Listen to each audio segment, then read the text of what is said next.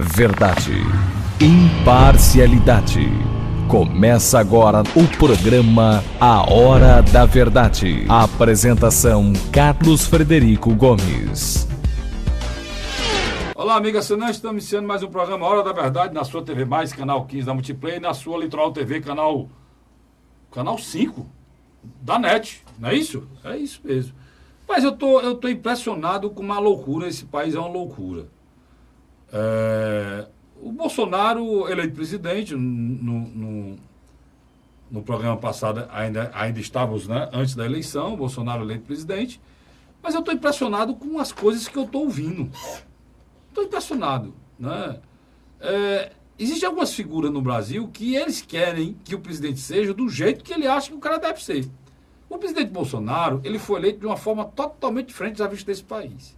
Ele inaugura outra maneira de fazer campanha, em que o tempo de televisão não foi primordial. Ele fez as lives dele no YouTube, ou então, ou lá no Facebook, ou a live dele no Facebook, eu não sei o que foi, ou então aquelas gravações diretas que eles fazem no YouTube, e fazia em cima de uma mesa lá, de uma banca na casa dele, com a luz lá improvisada, e de lá ele tomou decisões e disse coisas seríssimas sobre a campanha. Ele não montou. Aquele estúdio que ele montou para falar para o povo brasileiro, tem muito vereador que monta uns 100 vezes melhor que aquele para a campanha de vereador no interior. Então, tudo foi diferente. Ele gastou 1,5 milhão na campanha. O resto vai doar à Santa Casa, lá onde salvou sua vida. Ele não tinha partido, era um partido pequeno. Chegou aos 23%, liderando o primeiro turno, dizendo coisas que ninguém dizia. Sendo acompanhado de pessoas que queriam uma maneira diferente dele de ser. Ou seja, defendendo o uso de armas, defendendo não o porte, mas a posse da arma em casa, defendendo igrejas, defendendo o tradicionalismo, defendendo a família, né? Defendendo uma força maior contra a bandidagem, defendendo a autodefesa do policial, inclusive para bater quem atirar nele, coisas que a gente nunca ouviu falar, né? Todo mundo tinha um discurso do politicamente correto em relação à Declaração de Direitos Humanos e muitas outras coisas. Ele ousou. Depois daí, o sentimento antipetista se juntou a esses 23%, 24% e acompanhou o primeiro turno, a gente aqui sempre, e o Bolsonaro chegou no segundo turno com quase 50% dos votos. Quase 50% dos votos. E com a maioria arrasadora de 18 milhões em cima do segundo colocado, o Haddad. Justamente porque o pensamento de um era totalmente diferente do outro, antagônico. Ele vai eleito e continua dizendo as coisas que ele dizia antes. Mudou pouca coisa. Inclusive um ministério que ele parece que tinha recuado na eleição, voltar atrás, e o Ministério da Agricultura vai ser junto com o Ministério do Meio Ambiente. Agora, eu fiquei impressionado com as críticas de âncoras como o Boixá, de figuras como o Camarote na Globo News, ou seja, da grande mídia, da Globo, da Bandeirantes e muitos outros, que querem que o Bolsonaro seja do jeito que eles acham que deve ser.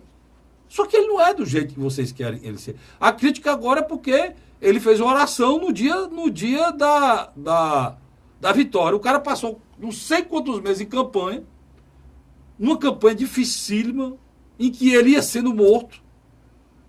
Uma campanha em que, depois que ele se recuperou, ele agredia o adversário.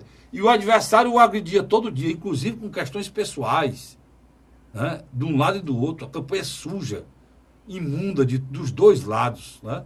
Mas quem está nesse meio sofre igual como o Haddad sofreu. Agora, a Globo News, a Bandeirante e outros canais de televisão querem que ele, no dia da eleição, dizem que ele acharam ridículo, acharam horrível ele fazer uma oração. Meu irmão, qual é o momento de maior emoção que o cidadão pode ter? para querer fazer uma oração, para rezar, para fazer qualquer coisa. São os momentos mais importantes da vida. Se ele buscou há 4 anos ser eleito presidente, mais do que normal que ele fizesse oração. Porque aquelas pessoas, a oração faz parte da vida delas. Quem estava lá, estava ele, o Magno Malta, a esposa dele, e outras pessoas que a oração faz parte da vida deles. Se não faz parte da vida de vocês, se vocês são ateus, vocês têm que aprender a respeitar quem não é, cara. É a mesma coisa do Haddad ter sido eleito e todo mundo pedir para a Manuela fazer uma reza, uma oração, a vice dele, no dia do dia que ela ganhar. Ela lá comemorando, né? Tomando refrigerante, pulando, fazendo aqueles gritos de guerra da esquerda. Você, não, ela tem que rezar, ela tem que rezar. É a mesma coisa, meu irmão. É a mesma coisa. Vocês estão desacostumados a entender que existem lados. Vocês precisam se acostumar a entender como está há muito tempo a gente vive com um governo de esquerda que não liga para costume, que não liga para a família, que não liga para a igreja, que não liga para a religião. Vocês estão muito acostumados com isso e agora não respeitam o governo de direita que liga para costume, que fala em religião, que faz oração. Então vocês têm que se acostumar com isso, cara. Vocês têm que se acostumar com isso. Porque é um governo diferente. Ah, e se você é democrata, entenda, foi escolhido pela população. Foi escolhido pela população. Com uma votação expressiva. Mais quase 11 milhões de votos de diferença do segundo colocado. 55,5% se não me fugiu aqui a memória. Não era o meu candidato, eu torcia para ser. Não era. Mas é o que o povo brasileiro quis. Se eu sou democrata, eu tenho que aceitar. E será ridículo a gente ver vocês começarem a criticar um governo e não iniciou. E aí eu dou um recado aqui para os que achavam, né, ou que acham que a oposição está fraca, porque já era para estar batendo. Irmão, isso é um país. A oposição tem que fazer crítica a partir dos movimentos iniciais do governo dele. Pode fazer. Se ela tiver um pingo de ética, ela vai fazer depois de 2, 3 meses, com as ações que forem tomadas no governo dele. É assim que eu acho que deve ser. Porque, para mim, política é uma coisa nobre, porque envolve a vida das pessoas. E pessoas são seres humanos. Estão desempregados, com dificuldade para levar comida para casa, com dificuldade do aluguel, com dificuldade para pagar uma passagem, com dificuldade para curar um filho doente, com dificuldade para comprar um remédio. Se a gente respeita isso, e respeita o nosso país, e tem um pingo de lucidez de entender, se a gente tiver um pingo de lucidez de entender que todos nós estamos no mesmo barco, a gente vai querer fiscalizar esse governo de muito perto, para ele não errar, mas dar ao governo o tempo necessário para ele dizer que veio. É mais ou menos isso, eu acho, que a população brasileira pensa, né, não, Luiz? Sem dúvida. Carlos Frederico, você tocou aí num assunto que me chamou muita atenção.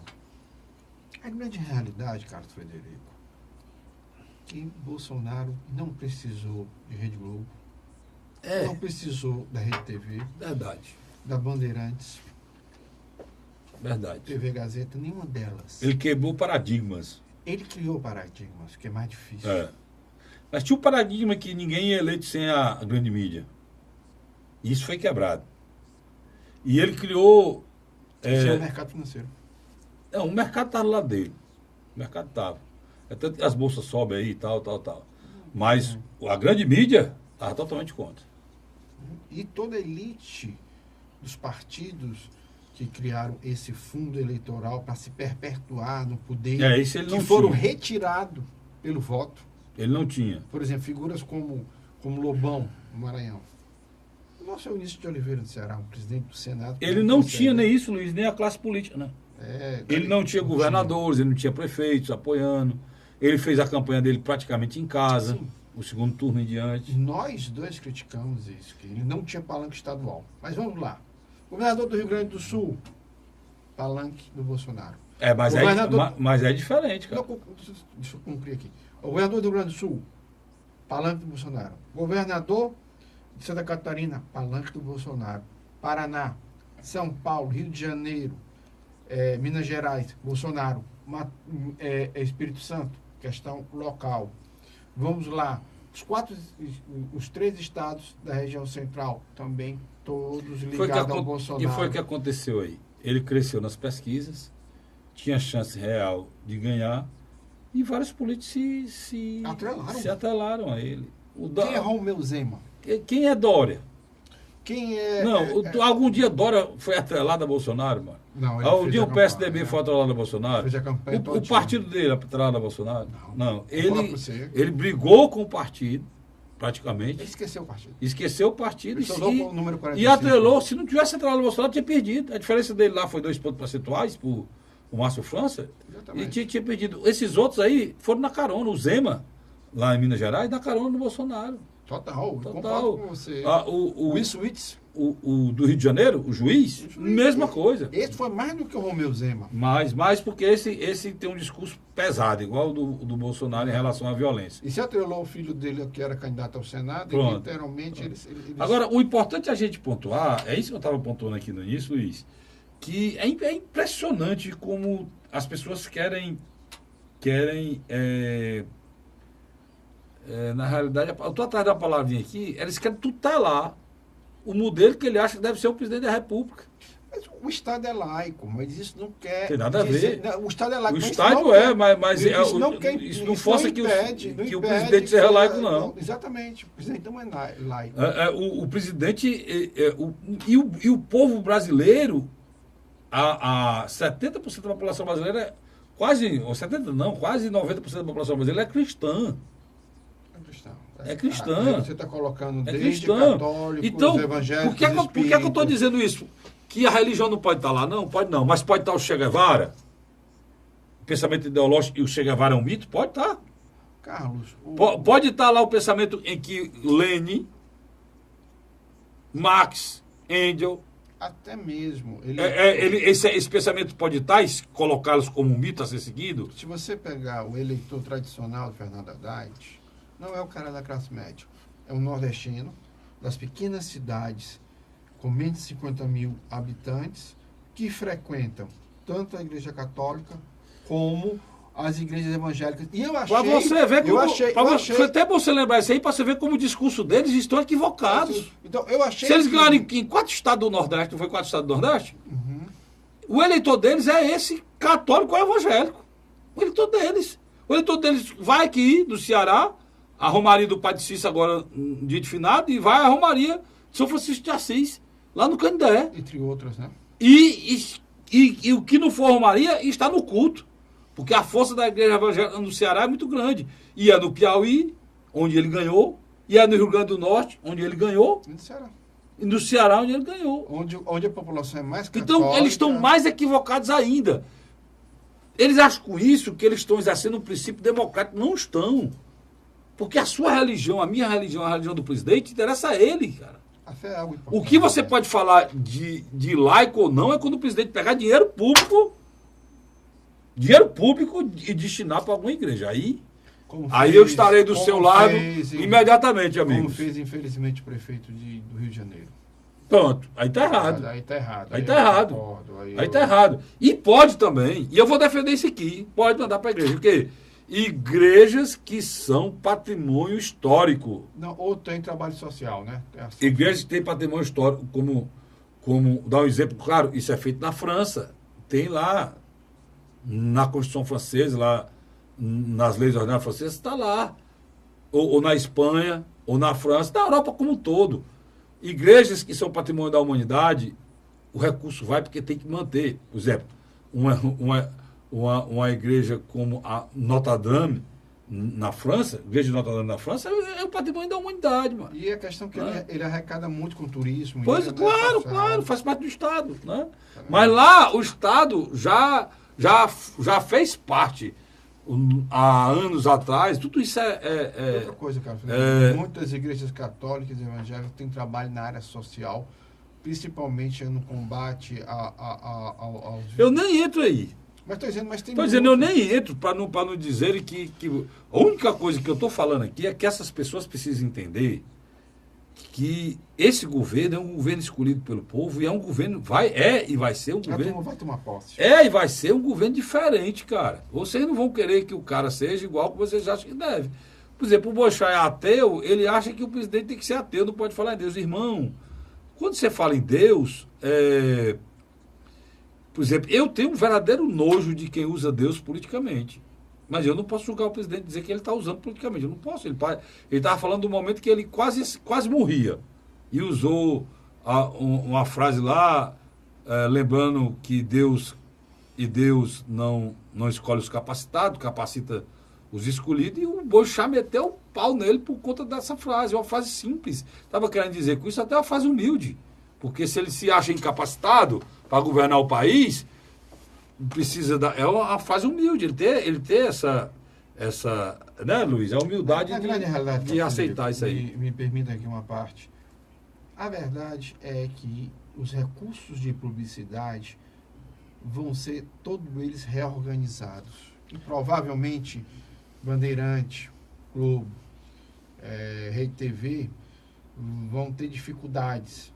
A Record não. A Record fica calada porque, na minha avaliação, a estratégia que o bispo Edir Macedo usou já na proximidade do final do primeiro turno e a entrada no segundo turno, acho que garantiu a ele um espaço.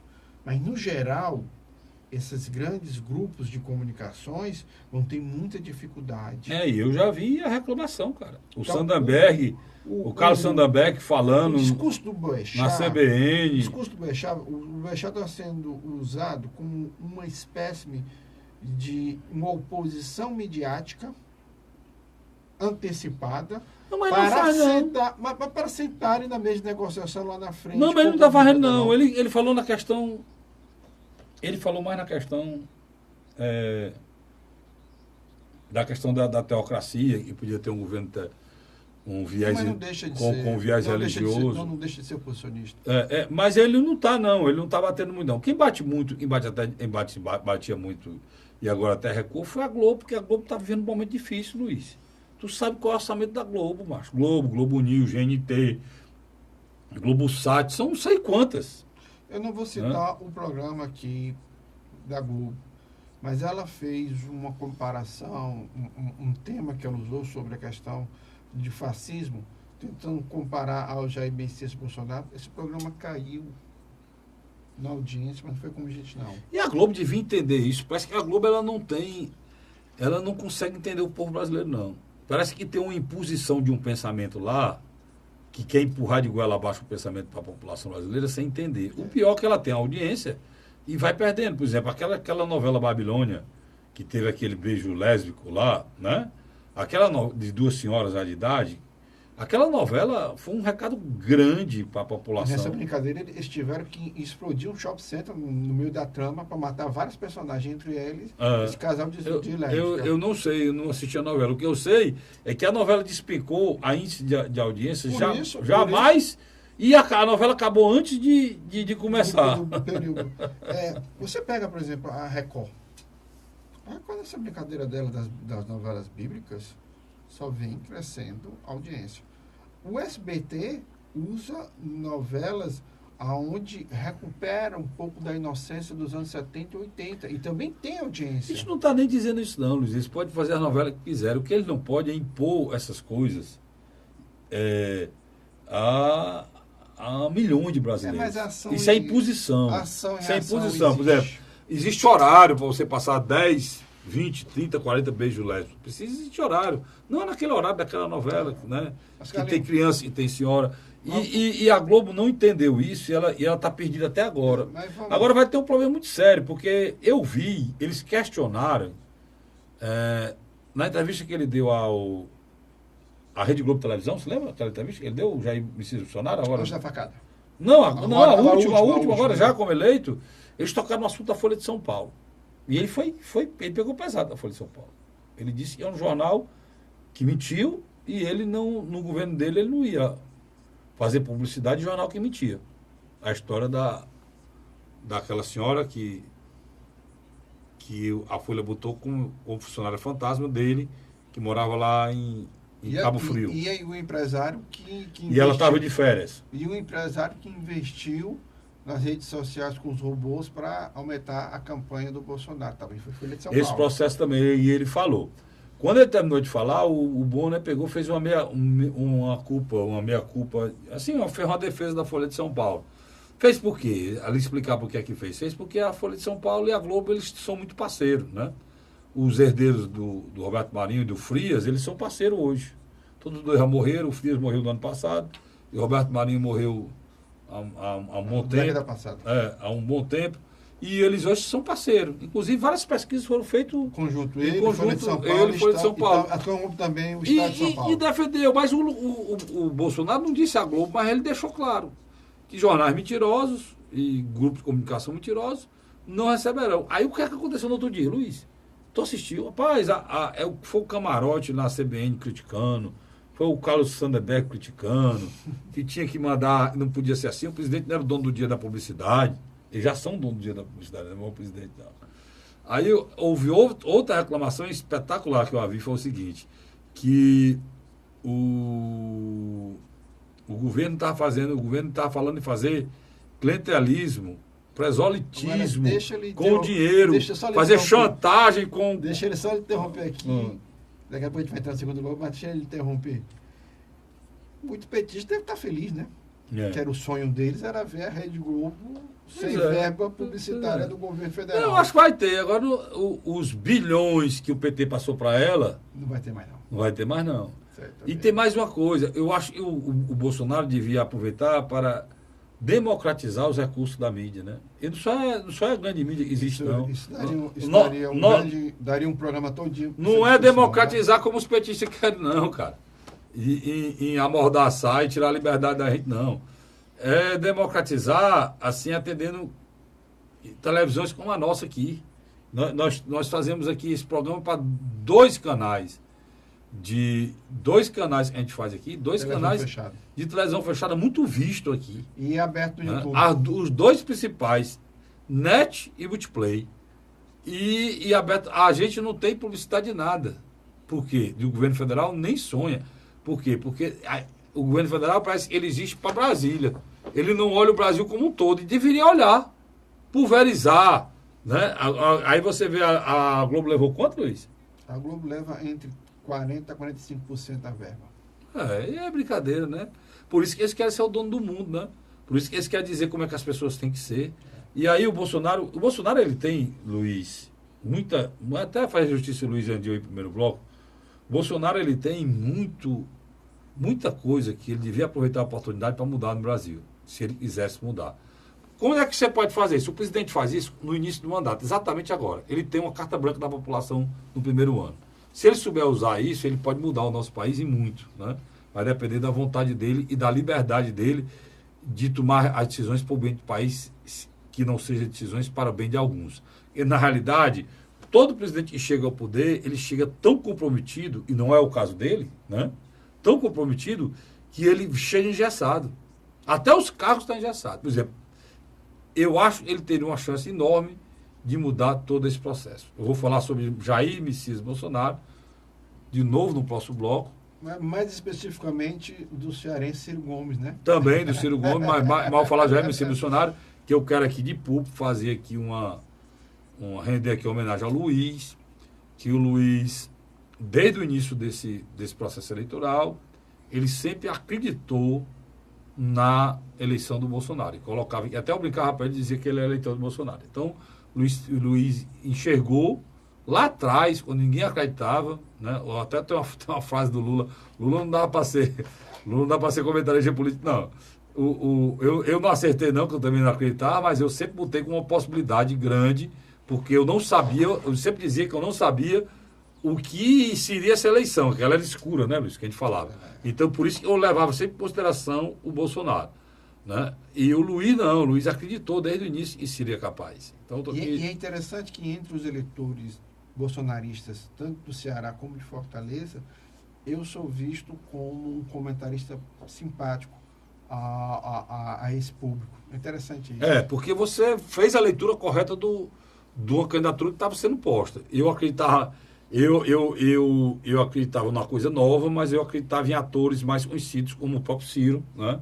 Que tinha mais conteúdo e poderia chegar lá. O Geraldo Alckmin, que é uma força de TV muito grande, que a gente achava que ainda influenciava na televisão. Tá certo? Eu vou para um rápido intervalo, volto já já para discutir Ciro, Alckmin e com mais o presidente eleito. Vamos falar muito sobre ele aqui daqui um instantinho. Não sai não. Aguardo você. A Hora da Verdade.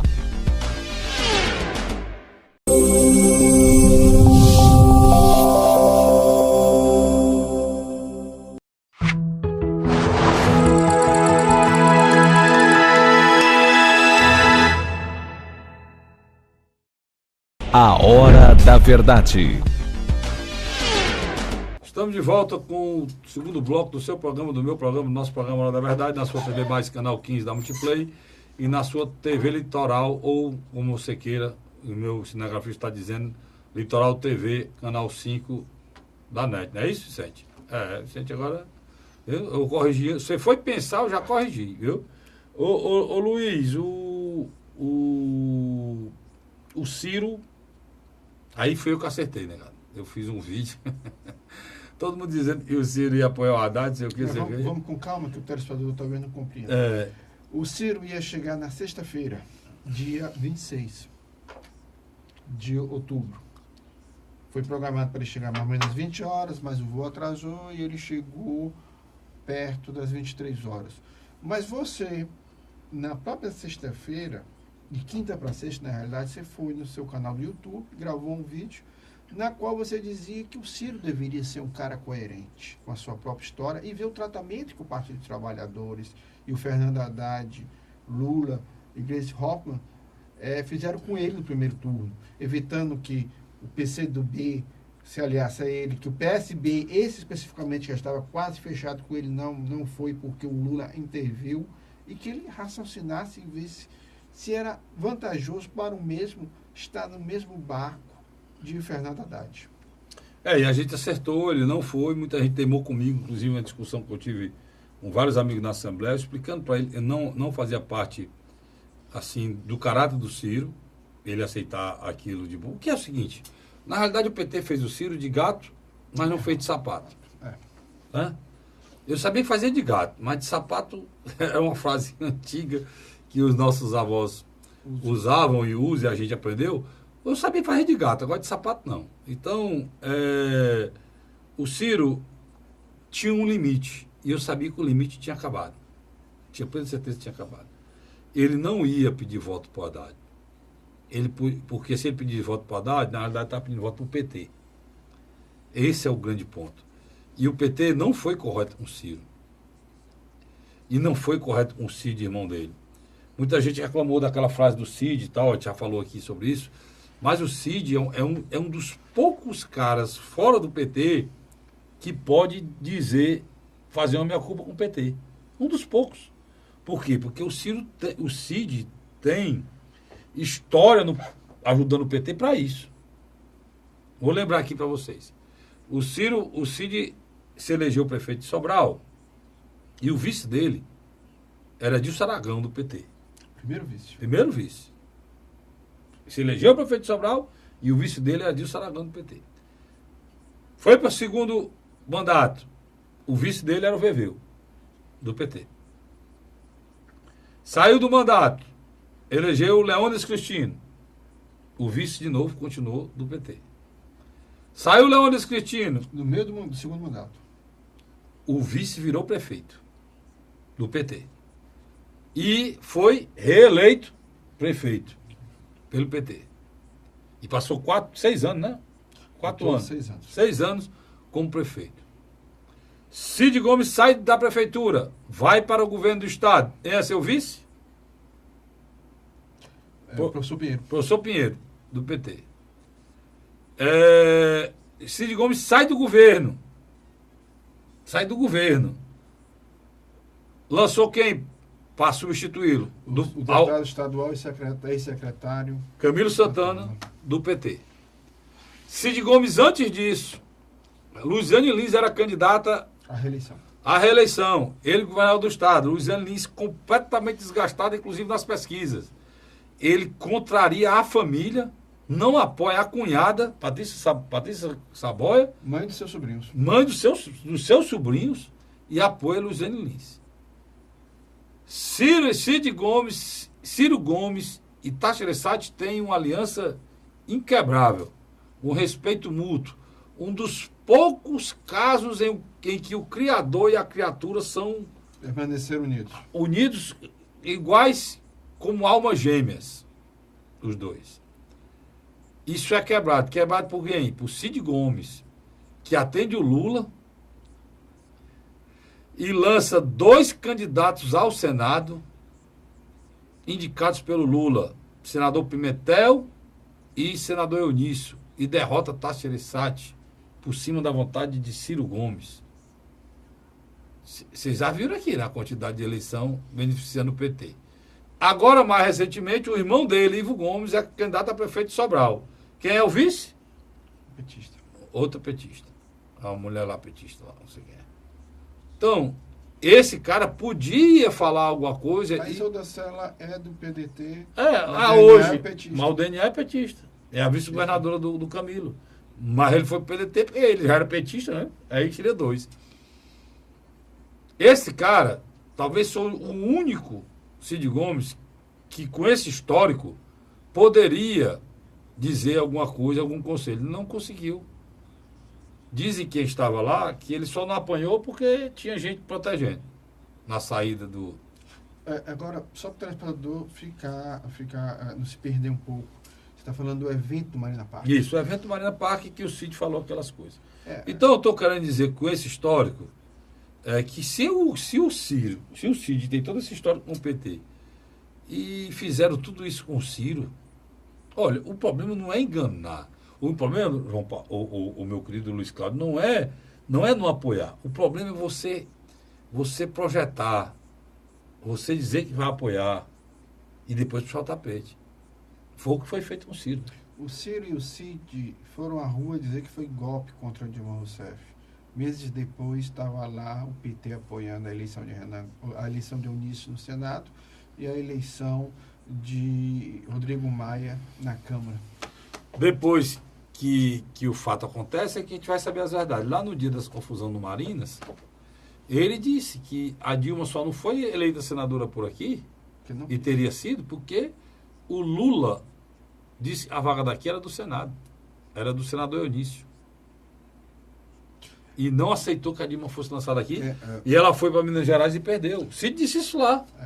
Ele ia trazer a Dilma para cá, para lançar a Dilma candidata ao Senado aqui, para a Dilma ficar com o mandato. A ex-presidente, que era amiga dele, ele tinha um relacionamento muito bom com a Dilma. Ela só não foi candidata aqui, só não trouxe o título para cá para ser candidata aqui, porque o presidente Lula impediu, botou ela para Minas Gerais, para o governador Pimentel fazer isso lá do PT, impediu que ela viesse ir para o Ceará, porque aqui uma vaga era do Cid e a outra vaga era do senador Eunício, imposta pelo Lula. Carlos Frederico, esperava-se que, terminado o processo do segundo turno, quando Jair Messias Bolsonaro fez o seu discurso de vitorioso e Fernando Haddad não fez uma autocrítica, pelo contrário, quase que queria automaticamente repetir o mesmo feito do Aécio Neves em 2014, quando perdeu para Dilma Rousseff, chamar os correligionários para continuar na trincheira, não abandonar. Entendendo? Ele só mudou na segunda-feira, quando ele fez recebeu pressão e acabou fazendo uma autoavaliação e retornando atrás e parabenizando o presidente. Só que, nesse processo, não foi Jair Messias Bolsonaro e Fernando Haddad que, literalmente, se atracaram e continuaram verbalmente se degladiando. Não. Foi Ciro Gomes e o Partido dos Trabalhadores. É impressionante. Ciro Gomes, literalmente, adentra a primeira semana após o segundo turno, não só um crítico voraz, como o principal responsável, junto com o Lupe e André Figueiredo, na construção de um bloco partidário, tanto na Câmara como no Senado, com PDT, PSB e PCdoB, que não inclui o Partido dos Trabalhadores. Eles estão brigando hoje o PT quer ter a hegemonia da oposição. Do pensamento oposicionista. Não tem. Porque os 3 principais partidos da oposição, hoje, fora ele, né, no Congresso estão juntos. E os três juntos dá uma bancada maior que a do PT, né? Dá, os três juntos. Então quem se cacifa mesmo para ser o contraponto a isso é Ciro Gomes. O Haddad, daqui um mês, ninguém sabe mais nem quem é, Luiz. Por quê? Porque o Haddad não tem luz própria. O Haddad é uma lua. A lua não tem luz própria. A luz da lua que você pensa que ilumina a gente aqui de noite é a luz do sol. Então, o Haddad, a luz do Haddad é o Lula. Essa luz é tão forte e é tão DNA do Lula que junto com a ascensão vem também a rejeição. A rejeição do Haddad foi a maior rejeição já vista por um candidato a presidente. Maior do que a Dilma Rousseff. Então, ele se acaba porque o Lula está preso. Não vou chamar ninguém de babaca, não. O Lula está preso. Então, e parece que vai continuar preso. E talvez dificilmente vai ser solto tão cedo, porque ele tem a condenação. Se fosse só essa condenação, não tinha problema nenhum, não. Daqui 2 anos, né, Luiz? Já está quase 1 ano, né? Daqui mais 1 ano ele estaria solto.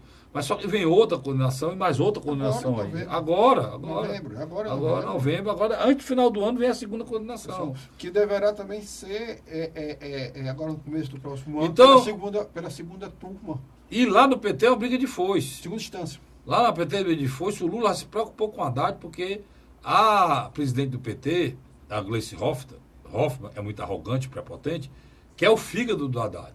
Ela coloca no Haddad muita culpa em relação... Pelo contrário, ter perdido a eleição. Diga de passagem, o Haddad, na minha avaliação, não teve tempo de se firmar com a marca própria.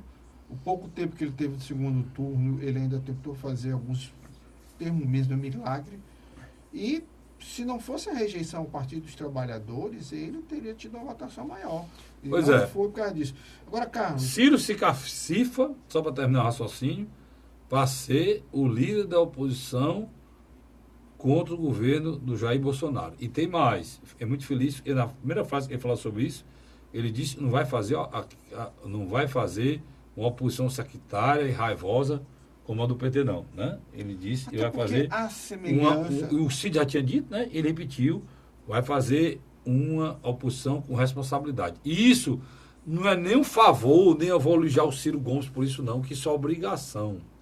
As pessoas têm que entender que isso aqui é um país e tem que ter nobreza nas ações, porque tem pessoas sofrendo por conta de atos de políticos no governo e de políticos da oposição. Está aí até hoje, nós estamos com 14 milhões de brasileiros desempregados justamente por conta dessas coisas que fizeram no governo Dilma. O Luiz pontuou muito bem. Aquela mesma coisa que o Aécio fez quando a Dilma foi reeleita, né, Luiz? Agora, é interessante. Nessa primeira semana, e provavelmente na próxima, o Ciro ainda vai investir na formação desse bloco, trazendo PSB, PCdoB, provavelmente no segundo momento tentando, nesse arco de aliança, trazer a Rede, Partido Verde, o próprio PPS. É como você bem disse, não vão fazer uma oposição intransigente e inconsequente. Só que é um detalhe. Existe, na minha avaliação, hoje um outro espaço que o Ciro Gomes pode aproveitar. Qual?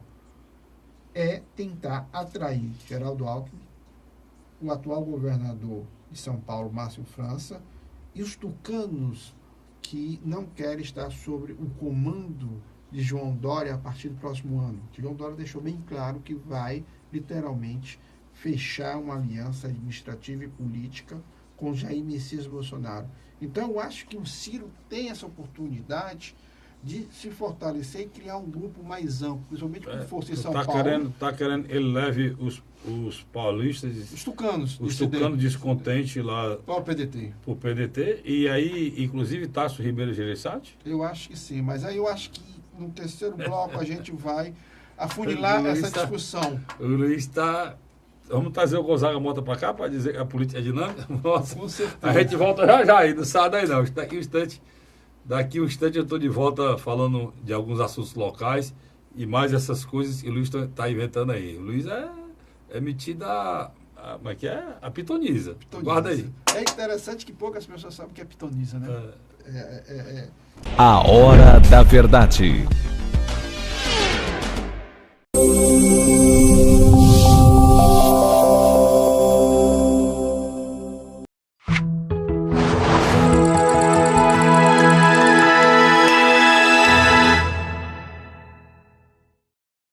A Hora da Verdade. Estamos de volta com o terceiro e último bloco do programa Hora da Verdade. Tem um amigo meu do interior que dizia foi bem ligeirinho, igual o curso de Bacurim. E foi bem ligeirinho, igual o curso de Bacurim. Estamos de volta, Luiz. Deixa eu dizer uma coisa. Mas o curso de Bacurim, Bacurim dói, viu, meu mestre? Eu nunca roubei Bacurim, eu não sei. Rapaz. Você pegava muito Bacurim aí no meio da rua, correndo no meio das estradas? A história da pitonisa, né? A gente falou no final do segundo bloco. É que você gosta desse termo, mas era quase que, na realidade, o termo mais popular é cartomante, né? Cartomante. E anda adivinhando as coisas. Bora ver, eu não sei, eu acho que essa possibilidade do Tasso ficou muita mágoa, né? Mas política tudo é possível, por isso que eu citei o Gonzaga Mota aqui. Política tudo é possível e a política ela é dinâmica mesmo. Eu falei até aqui que foi por conta da política que eles se afastaram e pode ser por conta da política que eles voltem a se unir, né? Seria muito bom para o Ceará. Eu tenho certeza que seria, né? O Carlos Frederico, mas não sei se é possível. A situação hoje do senador Tasso Gereissati não é fácil. Politicamente, eleitoralmente, o PSDB saiu destroçado. Não, o Tasso tem interesse político ainda, Luiz? Vamos ser bem sinceros. Você tinha um deputado federal com vários mandatos, historicamente identificado com a agremiação, que é Raimundo Gomes de Mato. Não retornou. Carlos Mato, que foi um brilhante deputado estadual. Um dos melhores. Inclusive vai estar comigo passando essa semana na outra, lá no Pela Ordem. Quer dizer, um cara fantástico. E engraçado, que aumentou a votação dele. Mas, no entanto, não... Mas ficou fora. Não tá. Por causa do acordo mal feito, né? Do Tasso com... Capitão Wagner. Não, com o Capitão Wagner não, com o PR. O ex-PR subiu, o grupo do Roberto Pessoa perdeu, e o deputado que tinha na bancada era um deputado com uma densidade de voto menor, que era o Carlos Matos.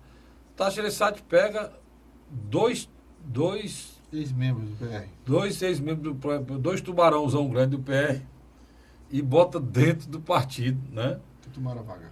Roberto Pessoa, que para deputado federal, tomou a vaga do Raimundo Gomes de Matos, pela votação.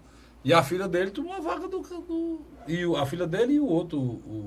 Tem outro mais aí, entrou também. Não foram dois. Foram dois. Tomou a vaga do... Quer dizer, o que é que eu estou querendo dizer? Se você tem uma pessoa que luta no seu partido para manter o partido ideologicamente, é um tucano de bico liso e emplumado, é o Carlos Mato, altamente fiel. E você faz um acordo desse sem pensar, o Tasso tem essas coisas, né, Luiz? Não, e fez de uma maneira que literalmente... sem dar tempo, sem dar espaço para as pessoas saírem. Olha, né? Carlos, tem umas coisas que o eleitor tem uma certa sabedoria. Tasso Gereissati combateu o atual vice-prefeito de Fortaleza, Mourão de Bictorga, quando mesmo chegou a ser o vice-governador, dizendo que aquele discurso radical do Mourão na área de segurança pública não resolveria o problema. Passado quase 20 anos da saída do Mourão do PSDB e as candidaturas não logradas no mesmo, a Prefeitura de Fortaleza só se tornando vice-prefeito agora, junto com o Roberto Cláudio, uma cópia do discurso Mourão de Torga, mas sem o carisma do Mourão de Torga, porque entre nós, o general Guilherme Teófilo Calles era um homem que não tinha carisma, não tinha um discurso tradicional tassista, que é da questão administrativa. Não é isso não, Luiz. Eu era uma pessoa, macho, eu não fiz aquilo. Você nunca viveu que eu não no posso Ceará. saber, eu não sabe o que é o estado do Ceará. O Tasso importou uma candidatura louca, que a pessoa, pelo simples fato de ser general, que pegasse o general que cearense, ele não sabe o que é o estado do Ceará, Luiz. Ele não conhecia o Ceará.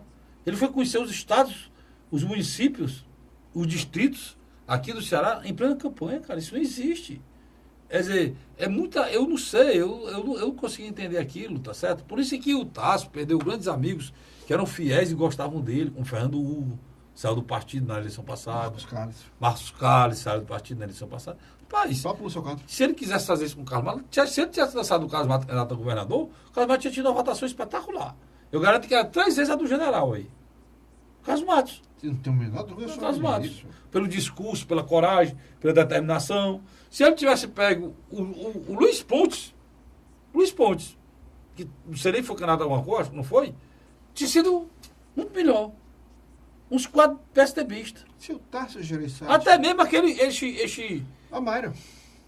Pronto, a Mayra. Foi que ele lançou a candidata a senadora. Olha, você nota que Pronto. a maneira... Precisava ele trazer um general, porque, rapaz, botar moral general, pelo amor de Deus. O Carlos Frederico, quantas vezes você abriu o seu WhatsApp e tinha lá as fotos ou mensagens juntas de Luiz Eduardo Girão e Capitão Wagner, várias vezes por dia. Lembra qual foi as mensagens que eu recebi que tinha Mari e Tasso? Não tinha. Eu não recebi. Eu também não recebi. E vi muito pouco. Deixa eu falar uma coisa sobre a doutora Mayra. Primeiro, se solidarizar com a doutora Mayra pelo que foi feito aí no governo, e eu acho que tem um viés... Durante essa semana. Tem um viés errado aí em relação à demissão dela. Acho que deveria uma conversa. Mas uma conversa deveria ter. E eu não vou fazer a hipocrisia que está fazendo aí, o pessoal achando que não tinha motivo. Tem. Motivo para uma retaliação tem. Por quê? Porque eu parto do princípio seguinte: a doutora Mayra hoje, ela não é só a doutora Mayra. Ela é política.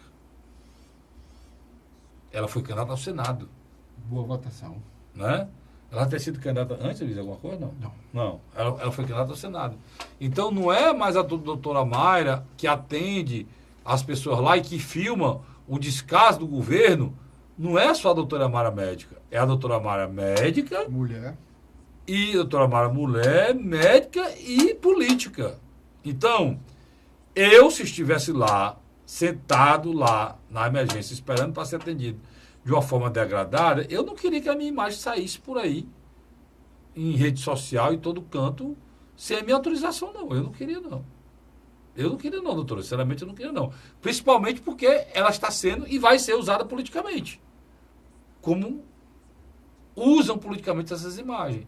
Por exemplo, não é correto você usar o desespero, a degradação do ser humano, politicamente, não. Se a senhora fosse só médica, presidente do Sindicato dos Médicos, e não fosse política, perfeito. Não tinha reparo nenhum a fazer. Peso e contrapeso. Eu estava aqui criticando diretamente a cooperativa e o governo por ter tomado essa decisão. Eu critico meia culpa o governo, porque não precisava chegar a tempo, bastava ter chamado ela. Doutor, é o seguinte: a gente quer seu serviço, quer seu trabalho, mas a senhora tem que jogar aqui no time de quem quer melhorar esse hospital. Não é, tá o tempo todo avacalhando e mostrando só os erros do hospital. O remédio saiu pior do que você imaginava. Né? Então, eu acho, se ela não fosse política, mas ela é política hoje. Ela é política hoje. Então, entendam isso, cara. Você foi candidato, você é político, você não é mais a condição. Não, a minha condição é sim, mas você é político. Você está usando a sua condição de médico, a sua denúncia politicamente. A senhora disse na campanha: enquanto o senador Onísio está envolvido em corrupção, eu estou aqui lutando para o seu bem-estar. Então, essa é a condição política. Na saúde. Pronto. É isso e é preciso ser dito. Infelizmente, os deputados lá na Assembleia não falam o que o Heitor Ferrer deveria ter feito essa ponderação. Não fez. Meu amigo Heitor Ferrer, gosto muito dele, mas não fez a ponderação correta e deveria ter sido feita. O Heitor é impressionante. O Heitor, como oposicionista no período do Cid Gomes, ele criou uma marca bem eficiente, mas agora na oposição ao Amélio Santana... Verdades são verdades, nobreza, atitude, caráter, dignidade. Quando você avoca isso, você tem que ouvir tudo isso que eu estou falando aqui, tá certo? Tem que ouvir, é isso, Luiz? E não é só ouvir também, ponderar o peso e contrapeso. Ela errou na minha avaliação, concordo com você, quando ela externou o vídeo, porque aí, de alguma maneira, não estava médica, não, ainda estava candidata. Ela tinha acabado de voltar, Luiz. Ela ainda estava candidata. Agora, a direção também foi equivocada. Pô, equivocada porque não precisava ter demitido, ter chamado, conversado, ter dado uma explicação, ter explicado o que eu estou dizendo aqui, né? Aí, se repetisse o caso, aí sim, tomar a decisão. Agora, Carlos Frederico, estamos chegando aqui na reta final do programa e dar os parabéns ao governador Camilo Santana. Por quê? A votação que ele deu ao Fernando Haddad foi algo impressionante. Ele simplesmente levou a campanha no interior e Fortaleza sozinho. Foi. Os votos do Ciro se somou aos votos do Haddad, praticamente, né? Sem dúvida. Sim, os votos do Ciro se somou aos votos do Haddad. Uma demonstração também que o Ciro e o Cid foram muito, apesar das críticas, foram leal aqui, né? Pode falar o quê? O Ciro e o Cid fizeram o que era para fazer. É como eu vi, cara, aquela história do cara fazer a crítica aqui ao eu. Mas a vitória do Camilo foi na região metropolitana. Foi. Ele não permitiu que a votação do Bolsonaro tomasse uma dimensão enorme na região metropolitana. E já deu declaração aí que eu achei espetacular, que vai procurar o presidente eleito, que tem respeito, vai procurar, vai ter a questão institucional dele federativa, não tem problema nenhum. É assim, esse é o Camilo Santana. Ele sabe da obrigação dele, sabe da obrigação do presidente. E o Ceará tem brasileiros que precisam do apoio do governo federal, não é, Luiz? Sem dúvida. E o que você falou é uma verdade. O próprio partido do presidente Jair Bolsonaro é poder agora, né? Vai ter 3 governadores. Então, o que acontece? O Jair Bolsonaro ele não pode atuar com fígado.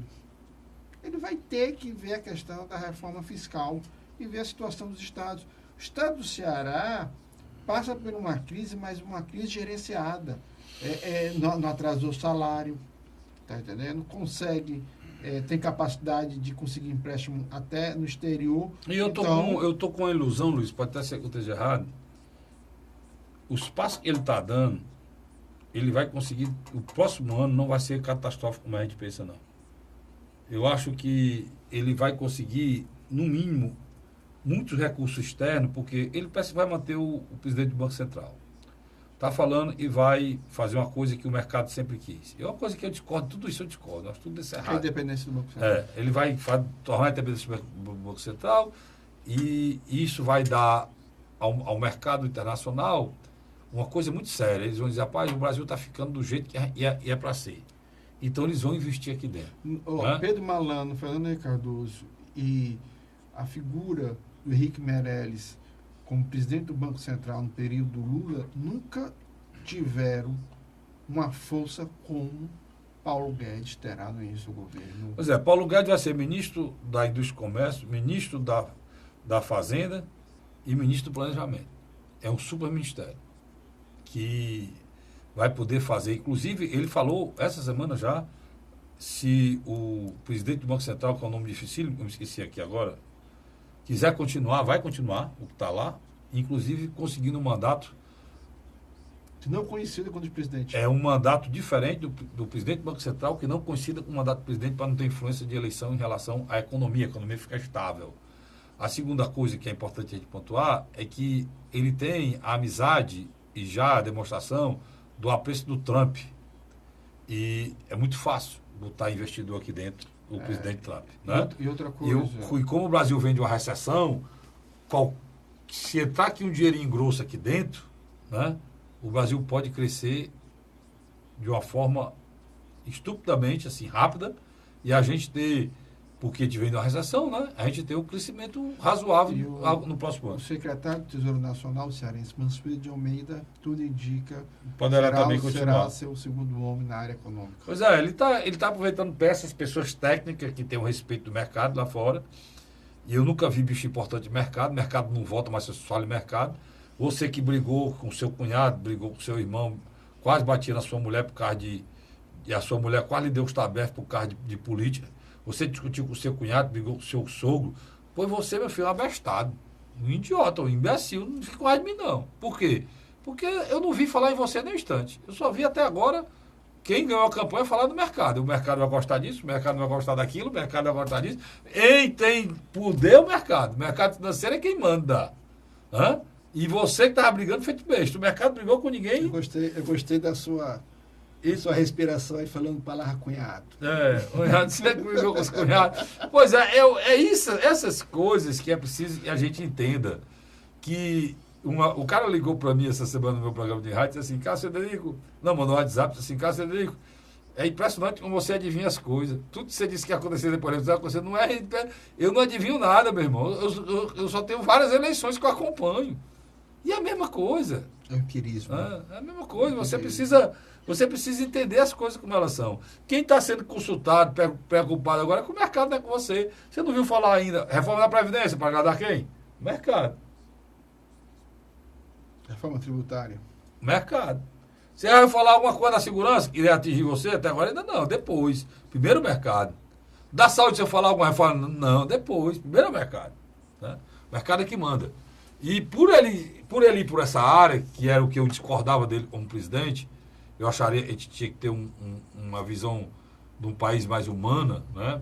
Pelas contradições, o sofrimento e as nossas mazelas na área social que são muito grandes, mas ele vai agradar o mercado e no pensamento deles é diferente, o dinheiro vem, chega o emprego, chega o negócio, né? O pensamento deles, a roda da economia gira, o consumo aumenta e aí chega o emprego e as pessoas conseguem se sustentar, assim que funciona na cabeça deles. Sem dúvida, Carlos. E é uma coisa que nós vamos discutir no próximo programa. A coisa boa na área de segurança, Luiz, é importante ser dita aí, que eu quero que você fale agora, é a questão do Sérgio Moro, né? Foi convidado, parece que vai aceitar, né?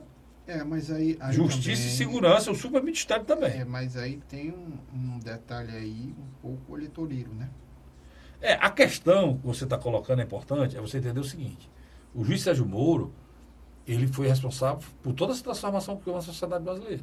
Inclusive a prisão do Lula. Até a implosão da elite política brasileira. E a implosão da elite política para poder surgir o Bolsonaro. Muita gente acusa até que ele era eleitor do Bolsonaro. Né? Então, se ele aceita um cargo no Executivo, eu acho que ele arranha a credibilidade dele, né, Luiz? Mas, por outro lado, ele já se prepara para ser o sucessor de Bolsonaro. Mas ele... Isso, pronto. Aí, se ele for político, aí tudo bem. Se ele for, como o Luiz está dizendo, o Luiz está dizendo tudo bem. O que dizem lá é que ele iria para o Ministério, é o Ministério da Justiça e Segurança Pública, que é um ministério pesado, né? Porque com força, o Ministério da Justiça foi esvaziado, agora criaram a Secretaria Extraordinária mas de Segurança Pública. seria um ministro espetacular, né, Luiz? Do sonho. Contra a corrupção e para enfrentar o crime organizado. Né? Lembre só o telespectador que, infelizmente, nós estamos gravando no dia do encontro do presidente, do futuro presidente com o juiz Sérgio Moro, e a gente não soube do resultado.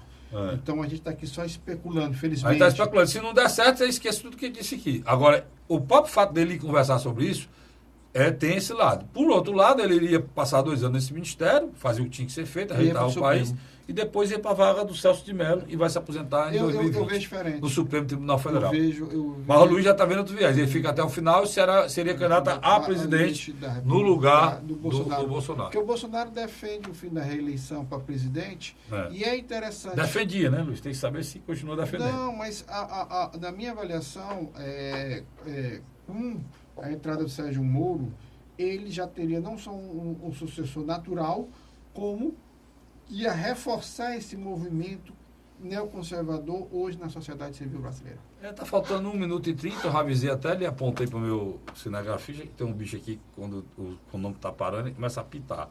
Antes que ele apite aqui, eu já avisei ele, falta 1 minuto, mas mandar um abraço para você, Luiz, obrigado, meu irmão. Eu que lhe agradeço, cara. Obrigado. Amanhã a gente vai gravar eu e o Luiz lá no Pela Ordem na TV Fortaleza, né, Luiz? Quais os canais que passam Pela Ordem? Pela Ordem passa na TV Fortaleza, canal 61.4 e na TV Assembleia, canal 61.3, viu? Duas televisões públicas que pode divulgar aqui sem nenhum problema, não é concorrida essa aqui não. E eles são replicados nas TVs fechadas. Fechadas. Grande abraço, eu volto amanhã, amanhã não, eu volto na próxima semana, se Deus quiser, com mais um programa A Hora da Verdade na sua TV+, canal 15 da Multiplay, e na sua Litoral TV, canal 5 da NET. Obrigado pelo carinho, até a próxima semana.